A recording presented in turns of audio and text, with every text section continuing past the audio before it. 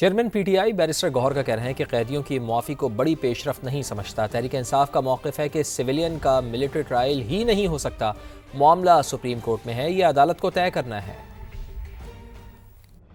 یہ میں اس کو اتنا پیش رفت نہیں سمجھتا۔ بیسیکلی 67 بندے تھے جس میں 19 کے لیے انہوں نے یہ کر دیا اور 48 نے اپنے اپیلیں فائل کی، اس کے مطابق ہوگا۔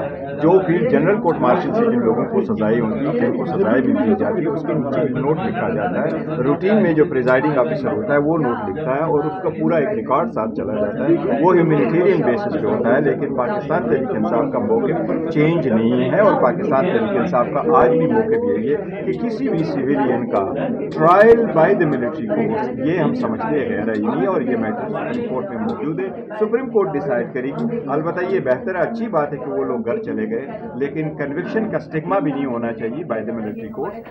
قانونی اور دفاعی تجزیہ کاروں نے مجرمان کی سزا معافی کے فیصلے کو خوشائند قرار دیا۔ کہتے ہیں قانون کا عمل صاف شفاف انداز میں مکمل کیا گیا۔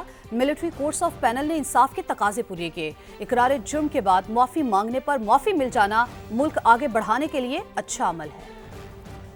شفاف قسم کا لا کا پروسیس تھا جس کو فالو کیا گیا اور میں سمجھتا ہوں کہ بہت خوش آئند ہے اور باقیوں کو بھی اس سے سبق لینا چاہیے اور اپنی غلطیوں کو جو ہے اس کو بلا کر پاکستان کے جو بہتری کے لیے اپنے کام یا جو ہیں وہ کرنے چاہیے تاکہ پاکستان ترقی کر سکے۔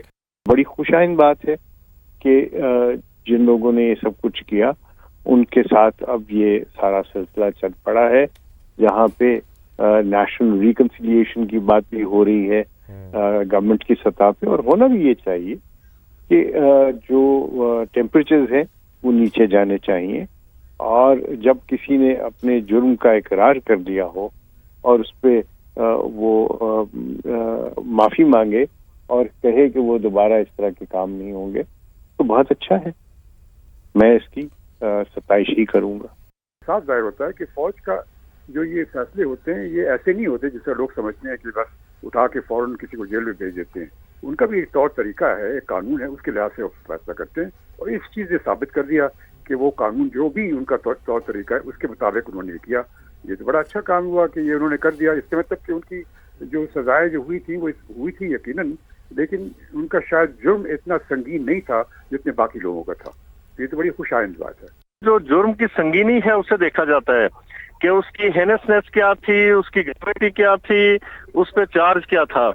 تو جنہیں کوئی مائنر پینلٹیز ہیں یا جرم کی سنگینی اتنی نہیں ہے یا کسی جرم میں ان کا پرامیننٹ رول نہیں ہے، مین کلپریٹ نہیں ہے، کوئی اوور ٹیکٹ ان سے ایٹریبیوٹ نہیں کیا گیا، تو پھر ان کے سزا میں تخفیف ہو سکتی ہے یا معافی ہو سکتی ہے۔ I think same has been done by the military court of appeal.